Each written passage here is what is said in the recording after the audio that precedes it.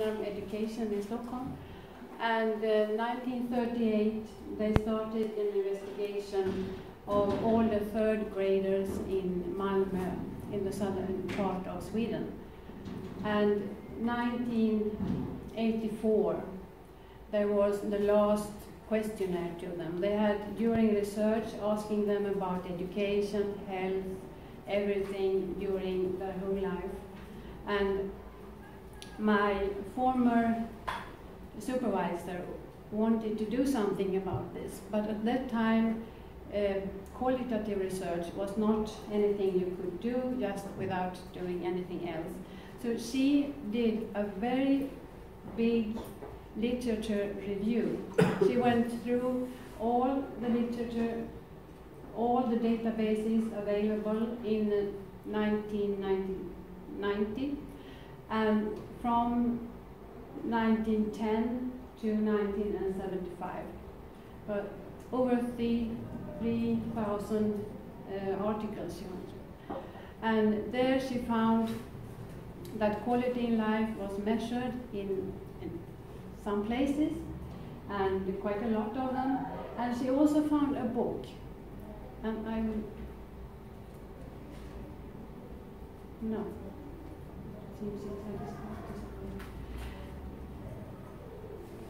Okay, I will come to that. I will just say that this is what went out to these people when they were born 1928, 1929. And they got this questionnaire. This was the last one they had. And here they had all, you can see all the questions they have got. And they said that now they were going to do a follow-up, taken from the literature review, what was important about quality of life. Hannah Bang, who did this, also said, I don't know if quality can be measured, can it? And then she had this, the same as you pointed out, that the concept of quality life is used in everyday life, but it's very hard to make a real concept of. So she continued, and then she found a book. And it was from Ruth van Hoffen, 1984, and she in turn had gathered 245 samples of 150 publications, and she was looking at happiness in life, and she was looking at the hedonic part of effect of life, what she could see in that. Then the data from the collected material in the Malmö study, they were taken in from several years, and what Hannah Bang could use in her qualitative review was a lifeline. She asked them what specific things had happened during their lifetime. Education, marriage, children, what was important for them. And it was different what different people wrote. And then there was a full page of comments from the last two questionnaires. And then some of them, this was also mentioned because during their time they have been asked about adult education, and it was very important for them as well. But now, this time when the questionnaire was, they were retired. It's important to remember. The results from the literature review was when she had met Strauss and Corbin. They came to the Institute of International Education before they published the book. So she was really in the front line of using it and trying to look at this, see what dimensions she could find from all of this material. It was a lot of material. And this is what she found: commitment, economy, education, health, leisure, living conditions, network, religion, and work. And this is not a ranking list, it's just the things that she found. Then, if you look at the literature review, so she was looking from that, and then she was looking at the 4 dimensions we saw before. And you can see here that the most important are network. 194 of these different fragments she found was about network. Then health, work, leisure, living conditions, economy and education, not that much. And then if you go to the network, you can see that grandchildren was very important, children, husbands, wives, and then also parents, family, and also, of course, friends and pets. Relations were important during that time.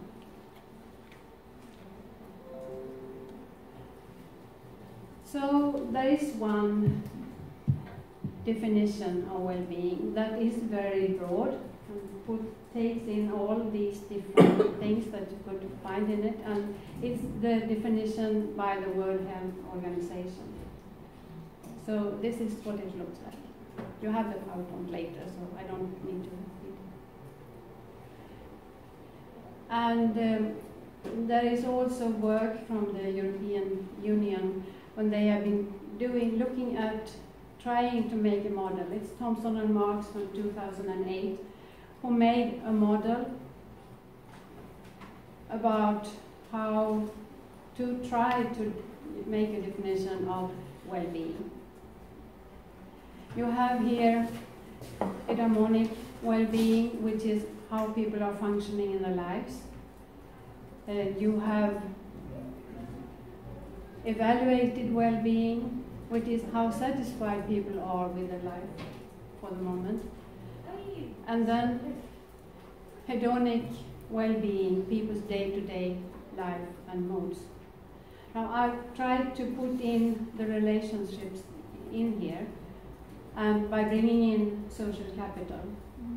And social capital is not a single concept, it rather consists of a form of structure, and there are different perspectives within it.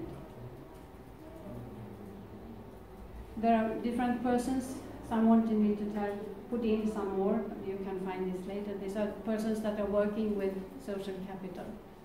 I'm using Coleman in this because he is the one that is mostly looking at relationship that is between people and not within states.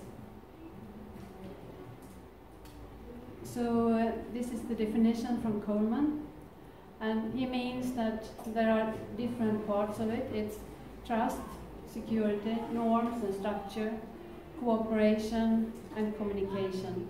And when you have all these parts, then you can have social capital. So this I not. So here you see this is the same model as before, but if you see the shaded part, you have also values and trust that goes to social relations, because that means that these are the 3 parts that connects and brings social capital together.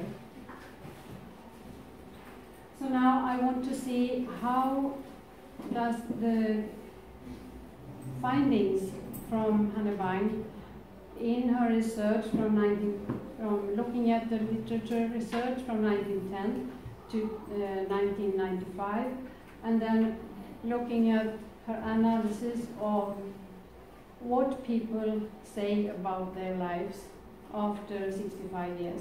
And they have been this fantastic way of looking at and see how people have it. We have Hannebein saying that subjective well-being could be about the same as evaluated well-being. Conditions for well-being, we have here eudaimonic well-being. And living conditions, economy, education and work are the external conditions for well-being.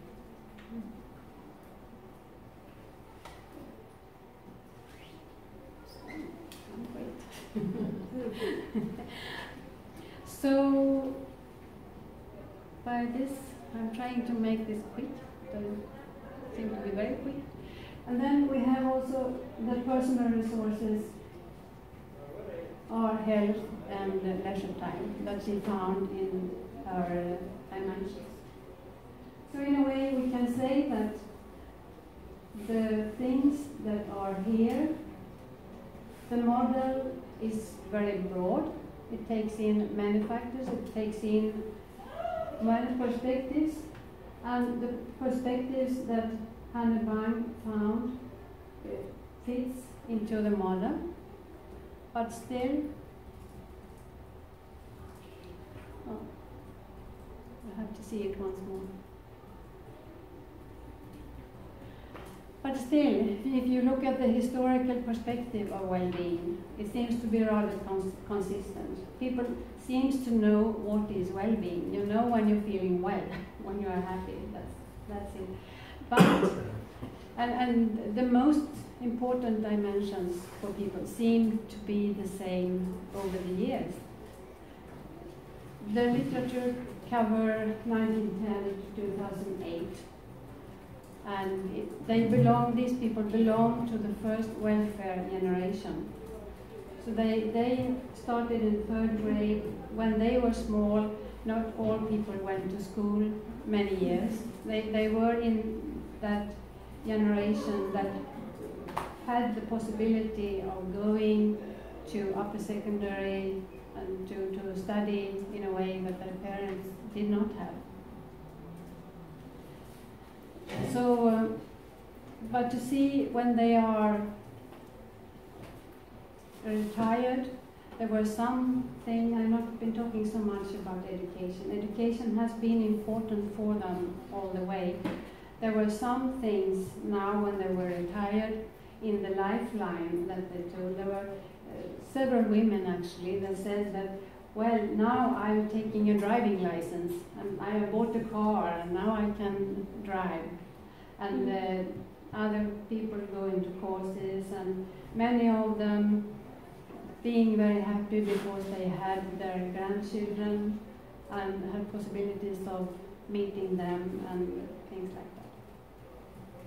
So then the dimension of well-being seemed to be quite consistent, but the concept is complex, and we probably have to live with this complexity and keep the definition of EQ, but at the same time see that it is historically based, it's culturally based. There are these dimensions that you have to take in consideration as well. Yes? I think I will pass on to Satya, so there will be some time for discussion afterwards.